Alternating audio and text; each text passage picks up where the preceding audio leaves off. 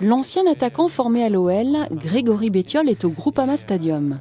Rencontre avec quelques joueurs de la réserve de l'Olympique lyonnais. Partage d'expérience et de bienveillance, Grégory Bettiol se livre sans filtre dans l'unique but de prévenir les jeunes joueurs. Une carrière de football, c'est souvent fragile, il en a fait les frais, et tout a commencé par des blessures à répétition. J'ai été victime de 2 ruptures des croisés sur le même genou, donc le genou droit, et donc du coup ça a entraîné la fin de ma carrière à 29 ans, puisque donc ça a été mal diagnostiqué la deuxième fois et mal soigné, et aujourd'hui je peux plus courir. Quand on fait un plan de carrière jusqu'à 32, 33, 34 ans et puis que ça s'arrête à 29 ans, bah forcément il en manque un petit morceau à la fin. Et quand tu étais à Clermont, quand tu t'es déclaré inapte, il te restait combien d'années de contrat? Il me restait 2 mois de contrat, 3 mois de contrat. Et tu étais en fin de... Ouais, j'étais en fin de contrat, j'arrivais à la fin de mon contrat. Il m'avait mis 5% d'invalidité, d'incapacité. Si on veut avoir une rente, il faut passer au moins à 10%. Ils estimaient que tu pouvais presque reprendre. Non, ils estimaient que je ne pouvais pas reprendre, mais que mon handicap m'handicapait que de 5% alors que je perdais mon emploi avec tous mes salaires et tout ce qui allait avec. Donc j'ai porté réclamation au niveau de la Sécu et donc du coup là ils m'ont monté à 17% et aujourd'hui je touche une rente mensuelle. Donc je touche 500 € par mois. Jusqu'à la fin de ma vie normalement. L'objectif c'était d'apporter mon expérience et de vie aux jeunes du centre de formation pour qu'ils évitent de faire les mêmes erreurs que j'ai pu faire et que d'autres joueurs ont pu faire, donc au niveau des blessures, au niveau des investissements immobiliers ou financiers. Donc voilà, pour leur apporter un petit peu des clés et des armes pour qu'ils puissent se défendre dans leur future carrière. Une perte de salaire et en parallèle, il est victime d'escroqueries sur des placements immobiliers, la descente aux enfers pour cet ancien joueur pro. La première blessure, j'étais assuré pour 300 000 € et donc du coup, entre-temps, après on est remonté en Ligue 1 avec 3. Donc j'ai fait des investissements, j'ai refait des investissements. Pour défiscaliser. Donc j'ai acheté un premier appartement à Monaco et après j'ai fait un Malraux à Nîmes. Donc les Malraux, ça permet de défiscaliser beaucoup d'impôts sur les 3 premières années. Je pense que c'est intéressant pour nous parce qu'on a encore des jeunes adultes. Lui a connu la route, il sait où sont les pièges et il a essayé de nous les expliquer. Mon agent de l'époque faisait partie des escrocs qui m'ont escroqué sur les biens immobiliers, sur les investissements que j'ai faits.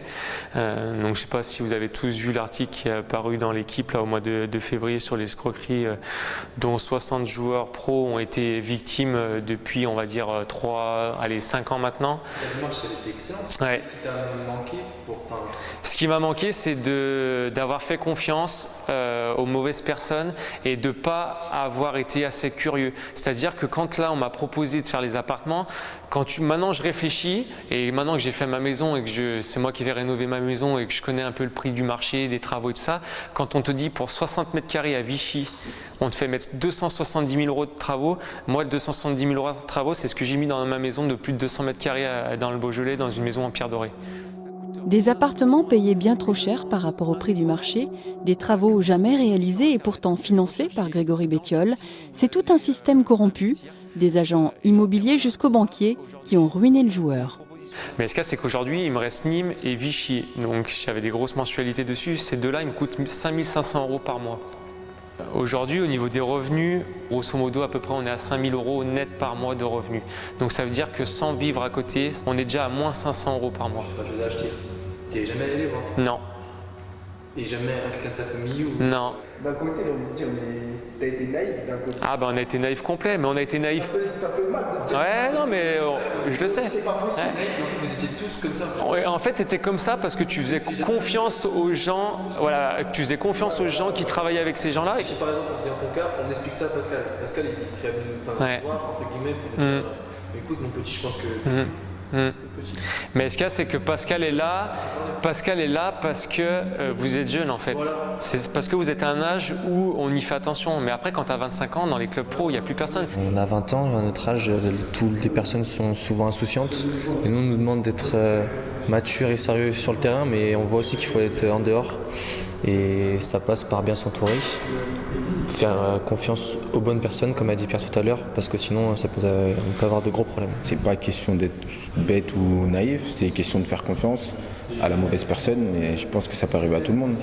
Et ce genre d'intervention, ça nous permet aussi de nous mettre plus en garde pour notre vie future. Le conseil que je leur ai donné, c'est d'être hyper attentif, de ne pas faire confiance.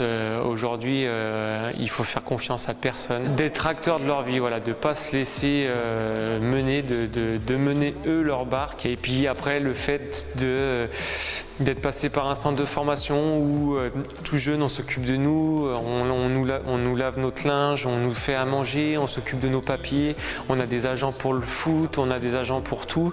Et du coup, ça ne nous pousse pas à aller chercher de notre côté un petit peu, à s'occuper de ces choses-là nous-mêmes. Et on est toujours mieux servi que par soi-même. Donc c'est ce que je leur ai dit. Un procès va s'ouvrir très prochainement. Grégory Bettiol espère récupérer entre 50 et 80% des sommes perdues. En attendant, il continue à prêcher la bonne parole.